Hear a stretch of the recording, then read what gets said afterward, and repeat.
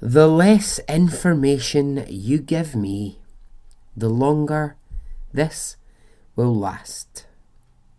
Just tell me where, when. Just tell me how often. I will cut you again if you don't start to answer my questions. Welcome to Extraordinary Stories Podcast.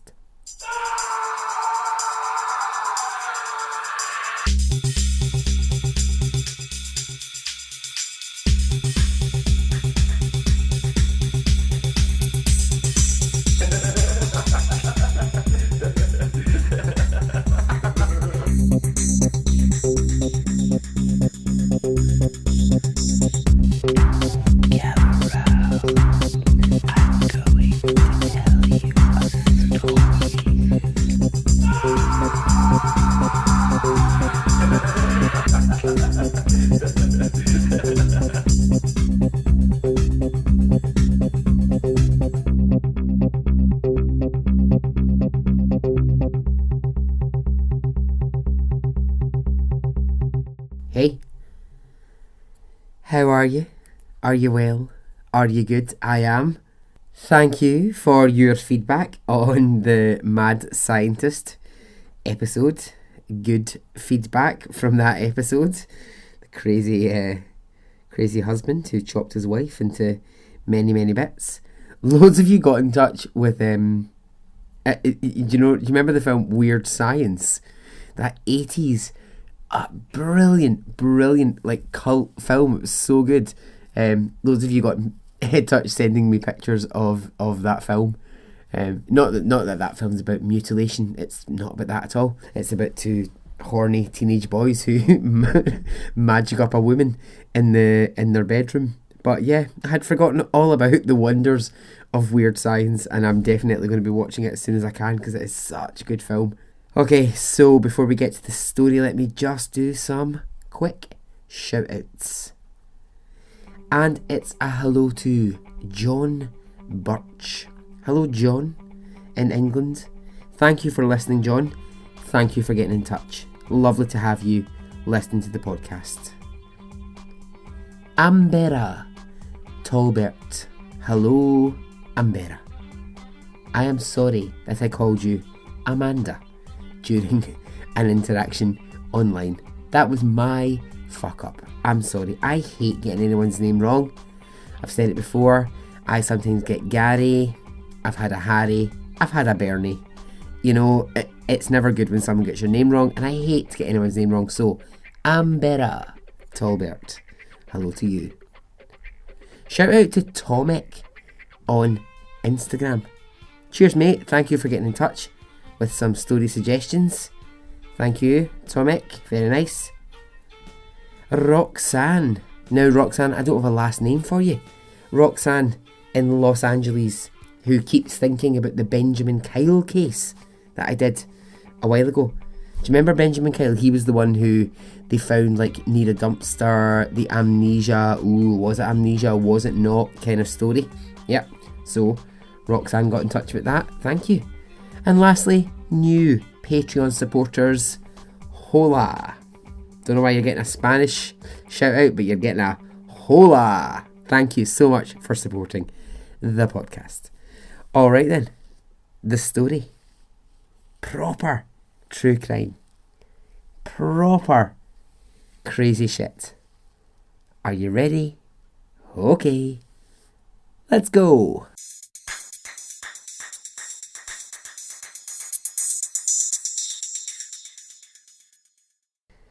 So we are in Canada, where, if we were in Canada right now, people would be saying my name, Barry, and it sounds like Betty. I've worked with two Canadians for years, and they can't wrap their head around the letter A. I get Barry. Yeah, okay, that's fine. And they know they're saying it, and Scottish people will listen to them and go, why are you calling Barry Berry? I don't understand. And they just can't, their mouths just won't move around the Barry part of it, so it's Berry. Anyway, enough about that. It's 1992, and we're in a wealthy suburb of Vancouver called Shaughnessy, where the average house price could find you paying up to 2 million Canadian dollars a property. Woo! Wowzers. It's just like where I live. It's exactly like where I live. No kidding on. Yeah, big houses, big money in this suburb. So living in that really wealthy suburb are Derek and Jean James. Derek and Jean, they had been married for a long time, many years. And the reason that they were able to afford to live in this really wealthy area in an expensive house was really down to Derek's job. He was an air traffic controller for a major Canadian airport. So that's a job which, when I did some research, around 1992 was roughly bringing in about $100,000 a year. I know, who knew? I didn't know that. I have to be honest and say I was totally...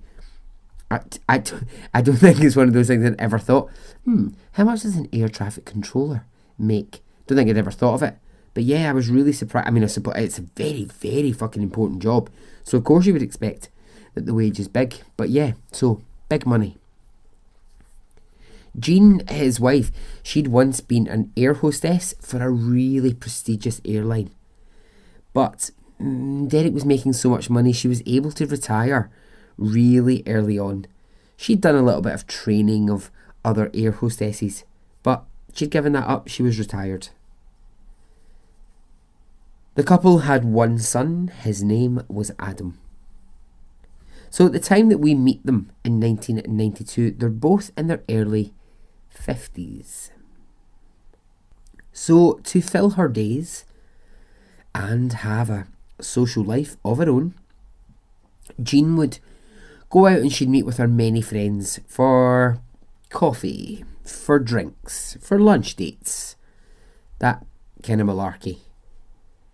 Derek worked really long hours in his job, and as well as being a really successful air traffic controller, he was also working on setting up his own business to train people to be air traffic controllers. That was his goal for the future. So what that meant is that he was tied up a lot of the time in meetings, and he had to spend time with new clients or prospective investors in his new business. So while he's away doing his business, it meant that Jean had to fill her time more and more with friends, lunches, drinks, and shopping. Oh, poor her. What a terrible life. What a lovely life that would be, wouldn't it? You're just like, oh God, I have got to fill my time tomorrow drinking and eating and relaxing. Oh my God, what a life. So that was kind of Jean's thing. So, with Derek, when it comes to his new business, there's a lot of wining and dining of new clients. And as he's trying to get his business rolling, this means that for him and for Jean, there will be dinners and there will be events that they have to attend and they have to go to. Jean is up for this. She's happy to meet new clients, and with those new clients, often what comes is a new wife or a girlfriend of a client. And sometimes Jean would really hit it off with them and they would become really good friends. Sometimes not. Sometimes it was well, thanks very much. That's been a really lovely dinner that we've all had together, but I'll be on my way, you'll be on your way, and we'll not really ever talk again. Fair enough. So that's the current work situation. But if we delve a little deeper into their personal life, into the marriage. Unfortunately, it wasn't going as well as his business adventures. The couple, they'd become somewhat strangers to each other. And it seemed that Derek was always away on business, or had a meeting, or had a dinner, or something was always in his calendar that he had to do. And it left Jean feeling a bit left behind. Now Jean, she was quite a force of a woman. She was no meek wife who would sit by and let her life slip out of control. Oh no. Jean was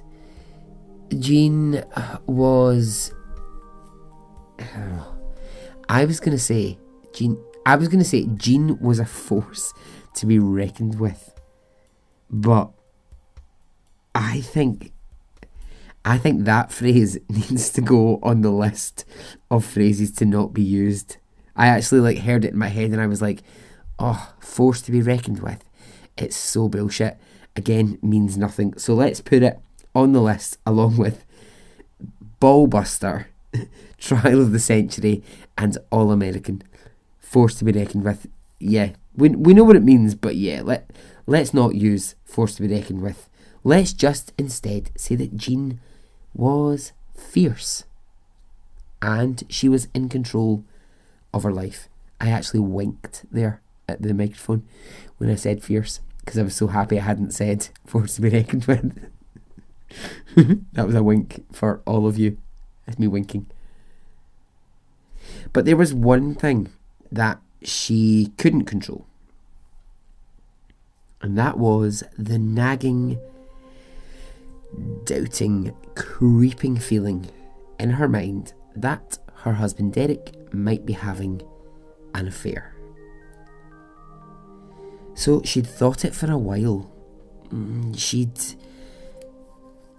was starting to get suspicious about so many dinners that he had to go to, and so many overnight stays in different cities, different hotels for business. And she thought basically this is all really a cover up for the fact that he's shagging about. Jean, well, she never raised it with Derek. And I have to say, it's always best to raise it. Take it from me, Jean. If you're suspicious, say something. The worst thing you can do is not mention it. Just mention it. Just talk about it, Jean. But she didn't. She just let it get into her brain. And she let it play in her mind all the time. So that then every appointment he ever had was to her somewhat suspicious. So that every time he said, oh, I have got a dinner tonight with this new person that I'm talking business with, she was suspicious. So there's more dinners. There's more client meetings. And Derek introduces his wife to a husband and wife who he is hoping will be able in the future to really help his training business. And the husband is called Shinji and his wife is called Gladys. And their surname was Wakabayashi. Yes, fucking yes. It's taken me 3 attempts to get that name right. It's taken me 3 attempts and I fucking finally got it right. Yes. Okay, so who were the Wakabayashis? Look, I'm just showing off now that I can say it. Well, they were Shinji, a soft-spoken man in his 40s. He was an executive of Japan Airlines. And his wife Gladys was the daughter of a Taiwanese billionaire. So, born in Taiwan, Gladys had grown up in extreme wealth And she had no real need to work. Her dad was a billionaire. Her husband is really high up in Japan Airways. So there was no need for her to work. So Shinji and Gladys, they had one daughter called Elisa. So Derek is keen that he and his wife, that they start spending time with the Wakabayashis. And that they do. They go for dinner. They go out for drinks. They have each other over to their homes. And the four of them seem to get on really well. The four of them have a lovely time together. And along the way, Jean and Gladys, they become good friends. They start spending quite a lot of time together. They meet often through the week. They go to nice restaurants, they go for drinks. They're really building a friendship. Jean begins to feel that Gladys has become a real friend and someone that she can open up to and talk to. And Gladys feels the same. So the two women, they begin to share their marital troubles with each other. Jean talks about how she is convinced Derek is having affairs, is sleeping with many different women. Gladys listens and she asks, well, how do you know this? And Jean says, well, she's been doing some digging around his bank accounts, his phone records, his personal belongings, and things just aren't adding up. Gladys says, well, why don't you just confront him? Jean says, I would rather catch him and then be in a position where I could walk away with some money or some security. Now, I suppose that's making Jean sound hard as nails. And I know I said earlier on she was quite a fierce woman. But the other thing here is that Jean's she's pretty heartbroken. She's heartbroken that her husband is having affairs. Or she suspects having affairs. She loves her husband, and the very thought that he's sleeping with other women, well, it makes her angry, but it also just makes her really sad. Gladys, she was happy to share with her new friend her own marriage problems to Shinji. It wasn't ideal. He wasn't quite man enough for her, and she was thinking of leaving him. I'm going to guess here. I'm going to guess that daughter of a billionaire doesn't really need to be too concerned about leaving a marriage. She's not going to leave with nothing. You know what I mean? She's never going to be out there on the streets desolate, is she? No, I don't think so. And so, they're friends now for a couple of years, actually. They're good friends for. And eventually, Gladys, she does leave Shinji. She sets up on her own with her young daughter. Things haven't changed much, unfortunately, for Jean and Derek. He's still showing her some kind of affection, but by now she is 100% sure that he has girlfriends all around the city and God knows where else, wherever his business trips are taking him to. So with only really her friend Gladys to talk to about this, Jean gets increasingly more and more frantic. She starts to be really thorough in her search of his things. And, being 1992, mobile phones didn't really exist. So if you were trying to call your lover to arrange a hookup, then, you'd be doing it from either your office phone or your home phone. And Derek was doing it from both. Derek, yes, had a mistress. I hate the word mistress. It does the job in terms of describing it, but it's just such an awful word, mistress. But yes, Derek had been sleeping with a woman for a couple of years now. The same woman. Not the multiple that Jean thought, just the one. Jean starts to notice that a home phone number is showing up on her telephone bills all the time.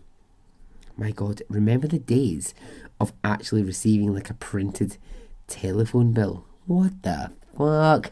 Who gets that anymore? Who gets that anymore and goes through it? Remember, like, you used to actually like get your phone bill and be like, oh, that was a 17-minute call to that person. That was a 3-second call. No, those days are gone. But in 1992, that was what Jean had to work with.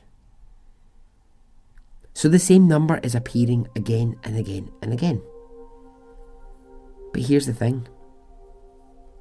Jean recognises the number that's appearing over and over, because she too calls this number quite often. The number that Derek has been calling at all hours of the day for years now belongs to Jean's friend Gladys. When Jean realises this, something inside of her flips. Well, as I'm sure it would.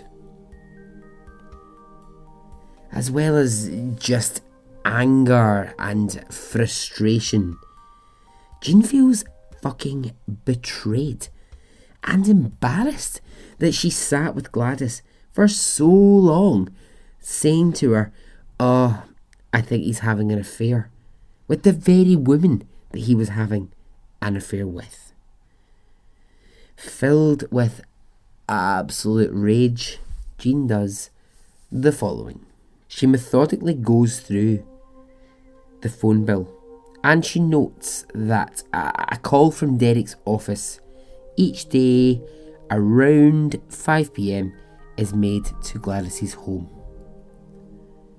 And so one day, completely out of the blue, she decides to pop around to visit Gladys at about 5:15 at night. Gladys is a bit thrown. She wasn't expecting Jean. But also Gladys is a bit nervous because she knows it's nearing 5 o'clock and Derek's going to call her. And she's thinking, how the fuck am I going to cover this up? So the two women, they chat, and on the dot, 5 o'clock, the phone rings. And it's Derek calling Gladys. Gladys runs to the bedroom to answer the call, rather than take it in the living room where Jean is. The call is short. Now the call coming in at 5 o'clock on the dot, and the reaction from Gladys of the running to the bedroom to take the call and not take it in front of Jean says to Jean, I'm 100% right about this. There's no way now that I can be wrong. So Jean leaves, and before she does that, she says to Gladys, you know that black dress you've got with the gold trim that goes down the side? She says, well, I have got the most beautiful gold necklace with a heart shape, and I don't wear it anymore. It will really go with that dress. It will really suit you. So I'll bring it round to you. This is going to suit you perfectly. Gladys thanks Jean. She says, well, thank you for the offer of the necklace, and then she sees Jean out of her house. 2 days pass. By now, Jean is in no doubt of who her husband has been pumping all this time. And she decides she's going to deal with the situation. Now, does she confront her husband? No. She decides the person she wants revenge on is Gladys. Now, before we continue this story, I need you to picture in your mind what I mean when I say box cutter. I think that's what Americans call it. In Europe, well, certainly in the UK, it's called a Stanley knife. So usually it's made of metal. It can be plastic, but it has a really, really sharp blade that pops out of it. You can use it for household cutting. The blade on it is so sharp, like it cuts through metal, it cuts through tin. It's usually got a little safety button on it because the blade is so sharp. If you accidentally fucking cut yourself with one of these things, oof, trouble. They are sharp as. So just get that clear in your mind, what a box cutter looks like. So now that we've got that, let's go back to the necklace that Jean was going to gift to Gladys. Jean goes to Gladys's house and they have coffee. They have a perfectly lovely chat. And Jean says, "Oh, I've got that necklace. Why don't we go to your bedroom and you can try it on?" So Gladys says, "Okay." She gets up to the bedroom. Jean gives her the necklace and she stands in front of the mirror and she holds it up. Now, it's an absolutely beautiful piece of jewellery. And she asks Jean again, she says, "Are you sure that I can have this?" And Jean says, "Yes, try it on." So Gladys, she tries to put it on. And as she's doing so, she can't quite get the catch at the back to work. They're so fucking fiddly, the back of necklaces and all this pish that we catch in the wee, the smallest hoop in the world. You can never get the bit through it. So she says, "Jean, can you help me with this?" And Jean says, "Yeah, I'll happily help you." Jean comes up behind Gladys to help her with the necklace, and the two of them are now looking into the mirror. With her left hand, Jean reaches up and she grabs Gladys's head. She yanks her head back, and with her neck exposed, she lifts her right hand. She takes the box cutter knife and she puts a slash right through Gladys's throat. Does this kill Gladys? No.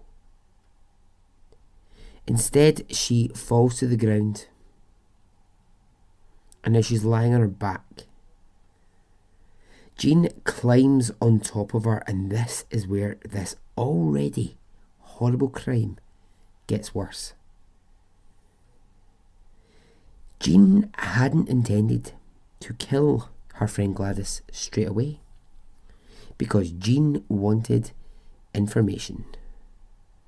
And so now Jean, on top of Gladys, begins to wave the knife around the box cutter and starts to interrogate her about the affair. And every time that Gladys won't answer a question, she gets a new slash mark. Jean is just slashing at Gladys. She's slashing at her face, and her neck, and her arms. She's asking, "How long have you been his mistress? Where did you meet to have sex? How often were you meeting?"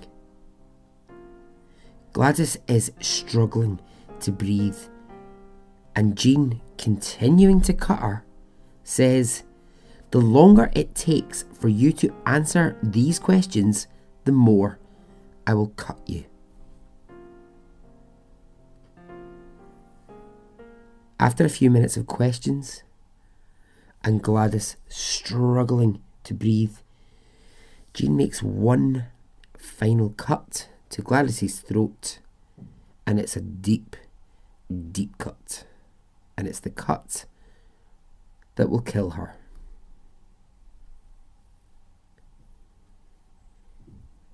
Gladys gets up from the body and she leaves the house. She's careful to take the knife with her. Now she only makes one tiny mistake.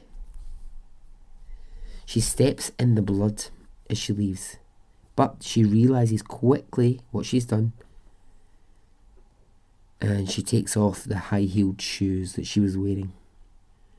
As soon as Jean is out of the property, she drives away. She gets rid of the shoes, the clothes. She puts them in an incinerator. She takes the knife to a metal recycling bin and gets rid of it. Jean returns home and she carries on as if nothing has happened. She waits for Derek to come home. He does. They have dinner. They go to bed. So a few days pass with nothing very much changing for Jean. 2 days after committing this horrific murder, her husband Derek bursts through the door in the middle of the day at a time when he wasn't expected home, and he says, "I have some terrible news. Gladys has been murdered." Jean feigns shock and upset at this. By who? And how? She asks these questions. Gladys's body had been discovered by her ex-husband, Shinji. He hadn't heard from her for a couple of days, and so he visited the house to check on her. And he describes that he walked in to her bedroom to see her lying on her back, surrounded by blood with a large cut right through her throat. He tried to shake her, but quickly realised that she was dead, and he called 911. So the shock of this, right, it goes through the whole suburban community. A wealthy woman killed in her own home. Who was the maniac that was running around? Was everyone in danger? It was, oh, what's going on? You know, it's one of those, like, you always get, like, it's one of these, oh, it's happened in a wealthy area. Who's possibly targeting the wealthy? And, you know, police, they interview everyone who knew her, and that includes Jean. Now, Jean, she can't provide an alibi for the time of the murder, but police, they really don't have very much to go on. They investigate Jean a little further than most, but they kind of come up with nothing. The high heel print that they find in the blood is checked out, but Jean's already got rid of what she was wearing when she did it. So you can test all the high heels you want in the world. That high heel, it's been burned in an incinerator. You're never going to find it. So after months, the investigation, it slows down. Police have no real leads into this. It becomes one of those things where it gets written up as, she was the daughter of a billionaire. You know, she's just, it's been a robbery gone wrong. That's what it is. It's just been a robbery gone wrong. Jean, she's spending a lot of time with her other friends in the community discussing the murder. And they all feel the shock of it, and Jean, bold as fucking brass, is joining in the conversation going, "Oh God, I know. Oh, it's shocking. Oh, it's terrible that someone slit that woman's throat on a fucking Tuesday afternoon in their own bedroom. Talk about fucking bold as. So now, Derek, he goes into a bit of a depression. Now, obviously, he can't say to his wife, but we know, and Jean knows, but he can't say to his wife he's depressed because his mistress is dead. The woman that he'd spent hours and hours having sexy time with in hotels has been killed. And he can't ever really convey that, otherwise he'd have to admit that he had had an affair. So his sex time with her was gone, and he was sad about that.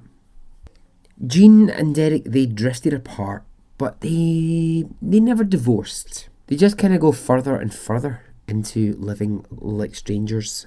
So time passes, and in the first few years, Jean is pretty surprised that, also delighted, that she's been able to escape being caught. She's able to carry on her suburban life, knowing that she's a killer, but she's a killer who got away with it. Now I'm going to jump in time. I'm going to jump by 16 years. Yes, 16 years. Because if it seemed like that was going to be the end of the story, oh no, it is not. The killing of Gladys happened in 1992, and we're now in 2008. 16 years is a long time to not have been caught. And Jean is feeling pretty fucking proud of herself. She's a proud peacock. She's like, yes, I've never been caught.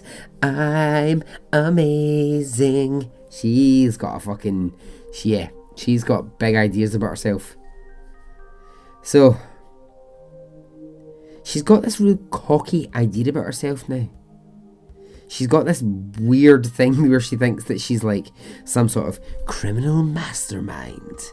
Well, yeah, do you know what? Just calm your jets, Jean. Calm the fuck down. But she starts to believe that she's actually got this kind of like, well, I've got away with murder, so clearly, I'm someone to be reckoned with. And so with that in mind, she starts to befriend a few different women in this suburban area who like to play on the kind of dicier side of life.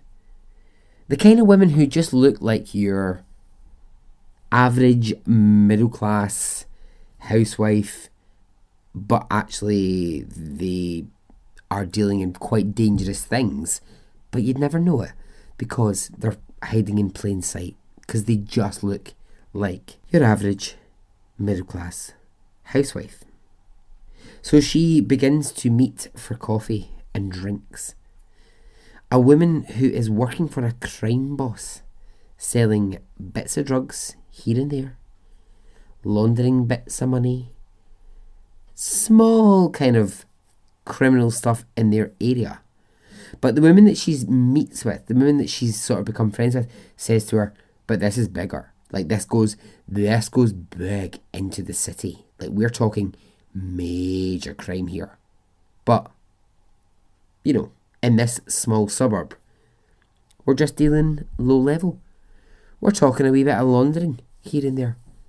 We're talking some money might come through your bank account, and maybe you'll just collect a wee package here and there, deliver it to a certain address. Nothing much. And the woman she's talking to, she's showing her wads of cash, like huge amounts of cash, and she's saying, I earned this today. I earned $5,000 from literally picking up a package from an unknown person and delivering it somewhere else.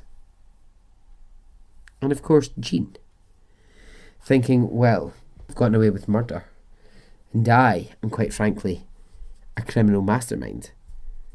I want involved in this. And so the woman says to her, well, okay, you want to get involved? I can get you a few little jobs just around this suburb.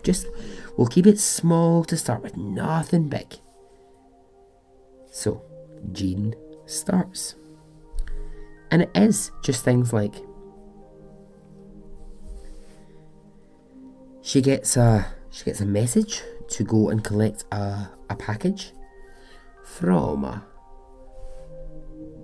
particular shop somewhere in her suburb and deliver it to a hotel. And once that's done, she gets the cash and she's thinking, great, I'm smashing this. Sometimes she gets asked if it's okay if money comes into her account, only to leave the next day to another account, and she says, yeah, okay. She's good with this. Yes, it's criminal activity, but it's not really. She's not in the big league. She's in the small league of suburban crime here. And this goes on for a full year, and Jean makes a pretty penny out of it. She makes some nice money. Now, Jean has done well with this so far. There's been no fuck-ups, no mistakes. And the female friend who got her into it, comes to her and she says, look, Jean, the big boss, the big crime boss, is so impressed at your work. He thinks you have really got potential to just, be part of the bigger team. He's so impressed. Now, the bigger team, that's where the money is. Are you interested, Jean? Thinking that she is, of course, amazing and clearly quite the criminal, she agrees. So the female friend says, look, here's the thing. He's not the kind of man who's going to come to you. You need to go to him. And would you want to go to Vancouver and meet him in his office? Is that okay? He likes to chat face to face before he offers work. He really needs to know that he can trust his people. But Jean, he is so impressed with you. Jean says, yes, okay. I want to be part of this. And she sets off to Vancouver. So now she gets to where she is to meet the big crime boss. And the conversation that they're going to have is a really, really important one. And so, ladies and gentlemen, I was reading this conversation that happens between the big crime boss and Jean. And I was like, oh, yes, this conversation needs to go into the podcast. And then I was like, hang on, it might just be a bit dull if it's just me reading the kind of conversation back and forth, me being the crime boss, back and forth. And I started thinking, what can I do to make this slightly more interesting? And then I had an idea. You are about to hear a voice many of you will be familiar with. If you're not, I don't know why. Get yourself sorted out. Because I enlisted the vocal talents of one Mr. Campbell Ford of True Crime Island. I asked Campbell if he would help me with this conversation that happens between the crime boss and Jean. True Crime Island is a wonderful podcast and you need to be listening to it. I'm pretty sure many of you that listen to me are listening to it, or you actually maybe came to this podcast through that. But if you're not, get yourself involved. Campbell is absolutely incredible. His podcast is wonderful, and it will be one of those ones where I'll recommend it to you, and I swear to God you'll come back to me and say thank you so much for that recommendation, because it's brilliant. So yes, Campbell himself. So Jean has arrived in Vancouver to meet the big crime boss, to discuss that she's going to get a promotion. She's going to become more major in the world of crime. So in the conversation that you are about to hear, Campbell will be playing the role of the big crime boss, and I will be playing the role of Jean. So, what happened here? I went round to hers and I confronted her about it, but she just lied to me. Mm-hmm. I'd gotten a hotel bill, so the numbers matched and I knew she was with him. That's pretty smart. Yeah, and then she just started laughing in my face. What did you do to her? I slit her throat. You slit her throat? Get out of here, really? Yes, I slit her throat. You are an A to Z person. For sure it's you, not somebody else. No, it was definitely me. I've just never told anyone before. Smart. This is a little more important, though, because I need to know that I can trust you. Mm-hmm. So you slit her throat. What else? Just slit her throat? That was it? No, I was trying to get information, so I gave her a few cuts before I slit the throat. Good for you. She had it coming. She'd been my friend for 5 years and she did this. Yeah, that's pretty low. I think it's pretty low. It's pretty low. I wouldn't do that. Yeah. To a friend of mine. Me either. Never. I would never do that to anybody I know. I would never mess around with his girlfriend or his wife. Yeah. It's low. It's taboo. No, yeah, it is.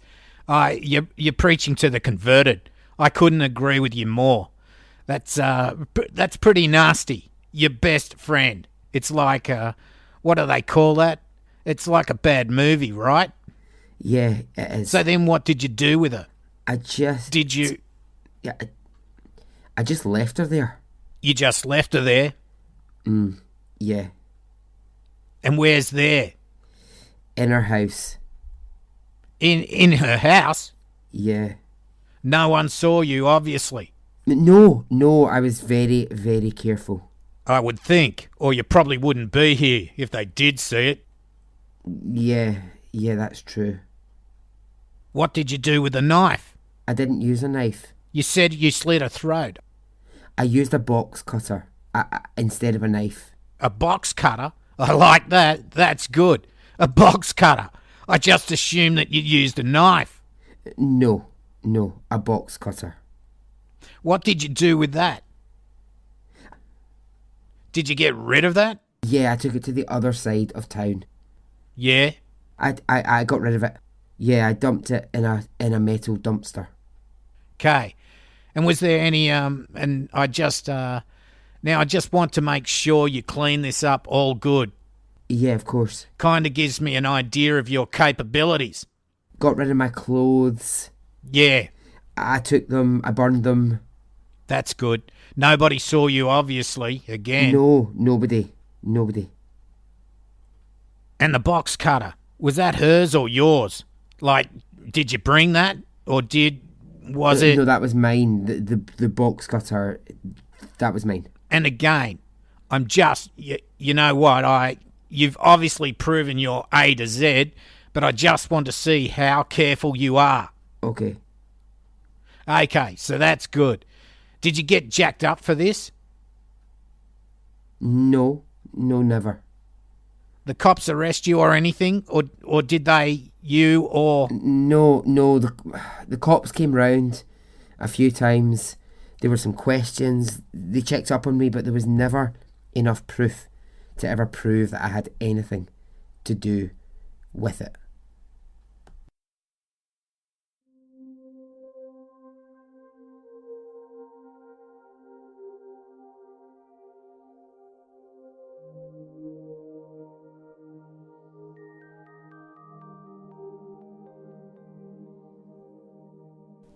Boom. The crime boss stands up and he says, Jean, Anne Jane, you are under arrest for the murder of Gladys Wakabayashi. It was a fucking sting. The whole thing. The whole year-long thing. the female friend who got her into it. The meeting, the crime boss, all of it a trap. What Jean didn't know was that police had never quite taken her name off the list of people they thought could have killed Gladys. And in 2011, a detective decided he wasn't satisfied that the case had never been solved. And so a year-long sting was set up, and it fucking well worked. Jean Ann James was arrested for a crime that she had committed 16 years earlier. So her court date arrives and the trial begins. The trial lasts 6 weeks and it sees a multitude of witnesses.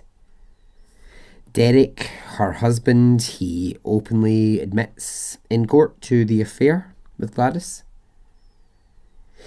Their son, Adam, now an adult, he talks about how he remembers his mother used to some nights just be pacing up and down the kitchen, saying the name Gladys under her breath. The female officer who posed as the friend and got Jean into the crime world says how Jean was only too happy to delve into that world and would always hint at, I've done things before, I've done things. Now in the court case, Jean's defence, they put forward the case that actually when anyone is meeting a crime boss, they will make things up. They'll say things to sound big, to sound hard, to sound tough. And they'll also say, well, the police never found a single bit of evidence. They never found anything that links Jean to this crime. So a jury, it takes all of this, it weighs it up, but after 12 hours of deliberation, they find Jean guilty of first-degree murder. She's sentenced to 25 years to life in prison for the murder of Gladys. Jean Ann James was 72 years old when she went to prison. And so ends this.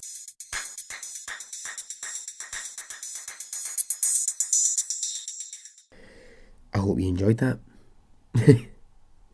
I can't say that I can't say it's all gone really well for Jean since being put in prison. It's not really gone very well at all. In fact, she has been accused of trying to poison fellow prisoners.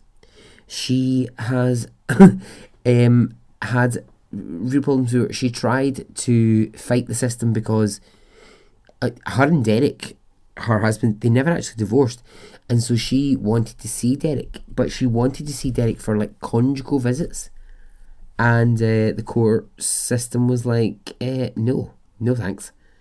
She's been a terrible person in prison, and because of that there's been no chance of parole.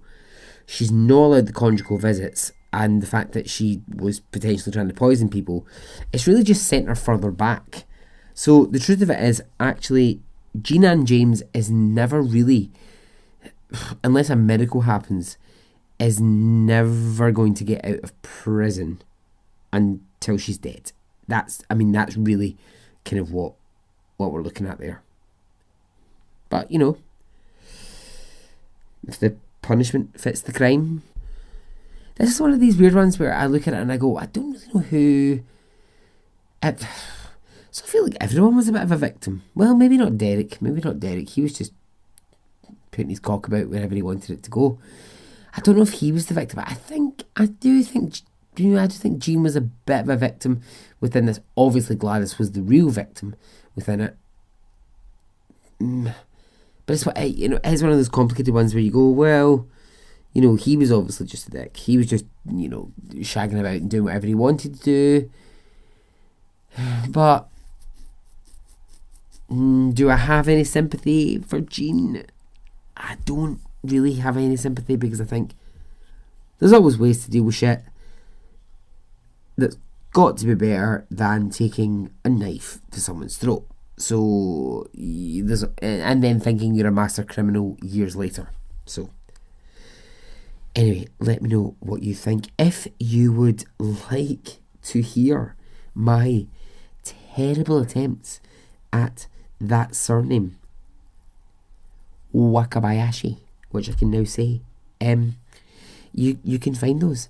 You know, in my outro music, there's sometimes a bit a weird gap. Well, I'm going to fill that weird gap tonight with the with my wonderful attempts at that name. If you want to get in touch, please do. Send me stories. Send me your thoughts. Send me your blood. No, don't send me your blood. Send me anything that you want to send me. You can. Where can you find me? Where can you find me? I guess you'd be wondering. Oh, fuck, let me think. Right, it's 2018. Okay, we're all on the internet. Where would you find this podcast? Oh, well, I'll tell you what. You might find it on Facebook. You might find it on Twitter. You might find it on Instagram. Or you could email me, extraordinarystoriespodcast@gmail.com. Join the Facebook group. I keep saying it, and I will keep saying it, because it is a wondrous place to be. It's one of the best groups out there. It's one of the best groups going. I promise you'll not regret it. Okay. I've babbled enough. I've talked enough. I'm out of here. Thank you for listening. Okay? Goodbye.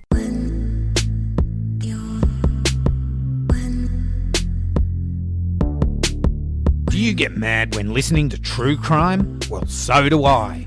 If you want a weekly true crime podcast that says what you're thinking, then grab a beer and pull up a deck chair. This is Cambo from True Crime Island, another true crime podcast, and maintain the rage with me. Visit truecrimeisland.com, where you can download or stream each episode. Plus there's links to iTunes and social media. And as I always say, don't forget to delete your browser history. This is True Crime Island.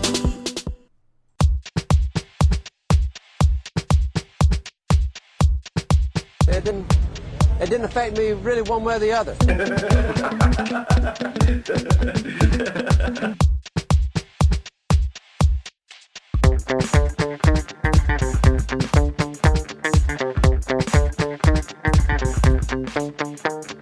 I would imagine from the look on his face, let's get it on, let's do it, let's get it over.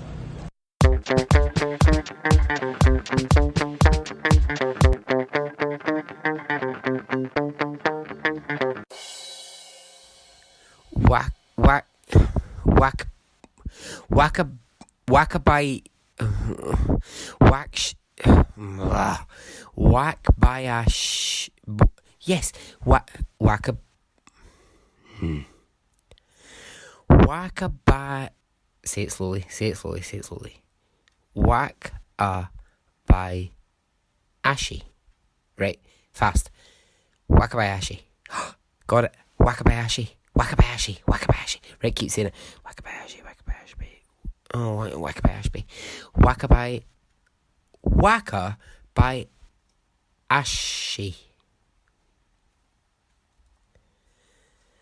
Wakabayashi. Nailed it. Got it. Go. Do it now.